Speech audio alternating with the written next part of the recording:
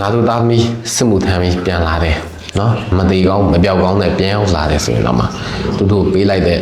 တသိန်းနော်တသိန်းနဲ့ပြီးရင်ဒီစက်ကူကတုစက်ကူတပိုင်းစာပဲရှိတဲ့ဟာလေးကငါတို့ရဲ့ရှင်နဲ့လွယ်ဝမ်းနဲ့လွယ်ပြီးမွေးထားတဲ့သားသမီးရဲ့အတန်နဲ့တန်လားဆိုတာကြည့်ပါအဲ့တော့အထက်ကိုကြည့်ဖို့တည်းလဲမမြင်ဘူးဆိုရင်တော့မှဒါတက်တင်းထဲမှာရှိတဲ့နော်အရာရှိနော်ချင်းမှုအရာခံနော်သူတို့ရဲ့မိသားစုတွေသားသမီးတွေနဲ့စာနာပြီးကြည်ကြစမ်းပါ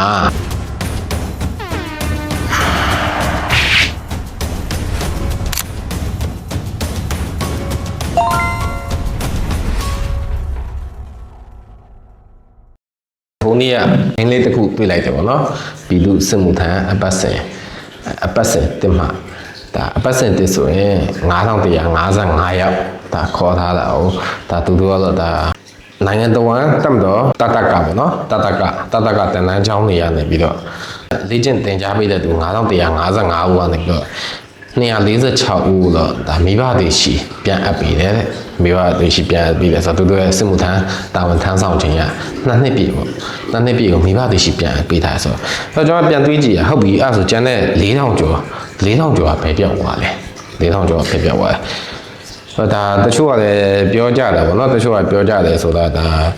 ကရင်နီဘက်မှာဆိုရင်လူ600ခေါ်သွားတယ်အပတ်စဉ်တက်မှာစစ်မှုထမ်းတသားတဲ့စုတာကိုလူ600ခေါ်သွားတာကိုပြန်ရောက်လာတာ385ဦးတို့ဒါကုန်းမှုမှာလူ100ကျော်စုသွားတာဆိုရင်ဒါမရှိဘူးလုံးဝပြန်မရောက်လာခဲ့ဘူးပေါ့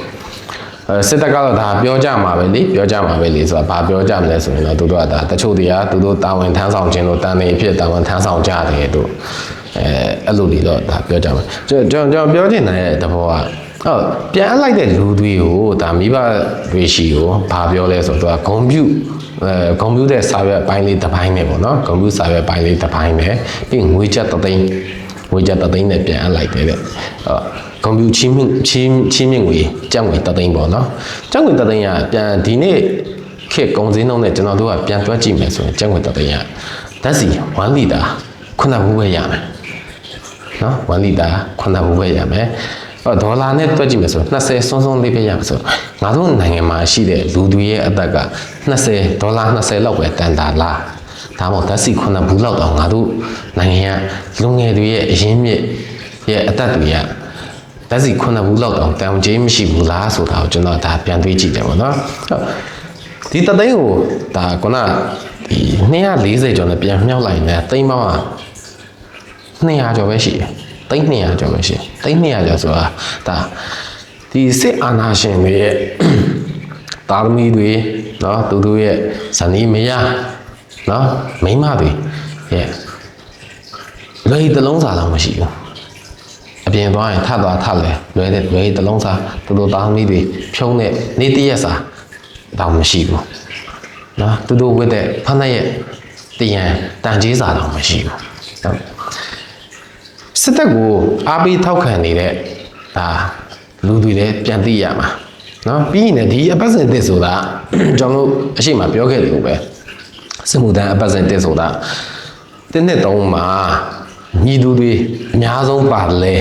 ဘယ်သူတွေအများဆုံးပါတယ်လို့ဒါကျွန်တော်ပြန်တွေးကြည့်မယ်ဆိုရင်အရှိရတယ်ကျွန်တော်ဒါပြောပြခဲ့ဘူးလေအပတ်စဉ်တစ်နှစ်သုံးမှာပါတဲ့သူကဒါတက်တွင်းတွေကမိကိုသူနော်စစ်သားသားမိတွေများတော့ဖြစ်ပါတယ်ဘာလို့ပါကြလဲဆိုတာကိုလည်းကျွန်တော်ပြန်စဉ်းစားမယ်ဆိုရင်ဒီကောင်တွေကဒီအပတ်စဉ်တင်းတဲ့တော့လူတွေကသူကအရင်ဆုံးပင်မဆဲဖြစ်သူကနော်ပင်မဆဲဖြစ် brainwash လုပ်ပြီးရိုက်သွင်းထားရတယ်နော်ရိုက်သွင်းပြီးတော့နောက်ဆုလာတဲ့နော်အထမဆုလာတဲ့လူတွေကိုသူကဒါသူတို့ရဲ့ဖြစ်ချင်တဲ့ဆန္ဒတွေကိုအရှိရတင်းတဲ့တော့ကနေပြီးတော့ပြန်ပြီးစင့်ကဲပြန်ပြီး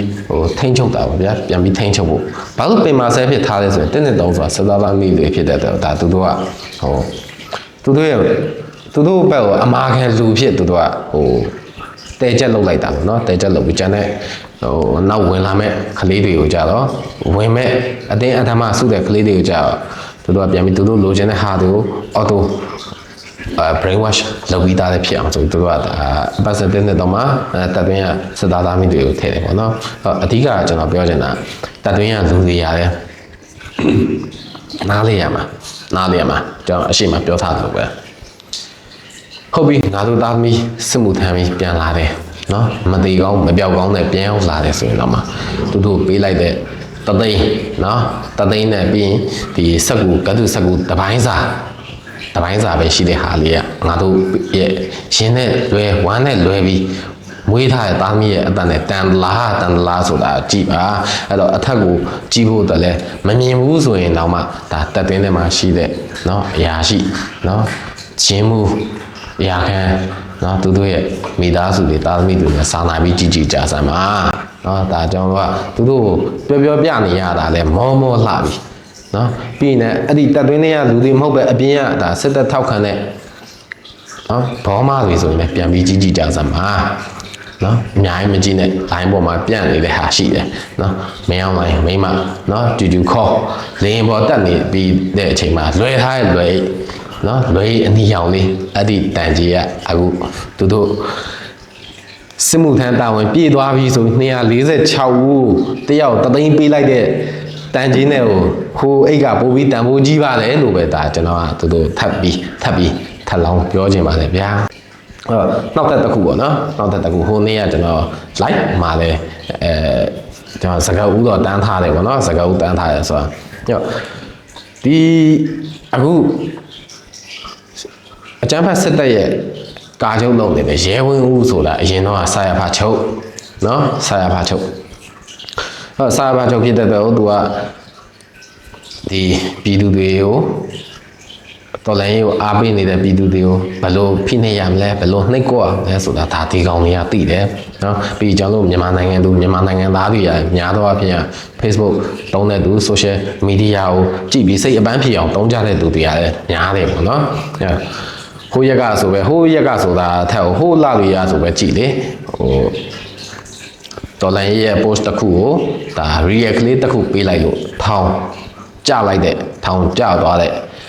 ကျွန်တော်တို့ကဒါ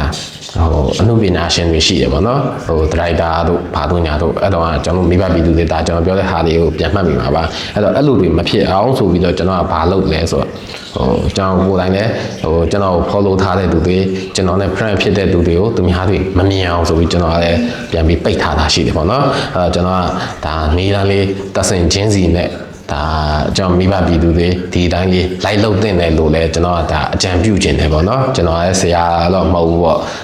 သိတဲ့သူတွေကတော့ဒီဗီဒီယိုကြည့်ပြီးသွားရင်ကိုယ့်ရဲ့ Facebook account လုံခြုံမှုလေးကိုဒီတိုင်းလေးလိုက်ပြီးလုပ်ကြည့်ပါလို့ဒါကျွန်တော်အကြံပြုခြင်းတယ်ပေါ့နော်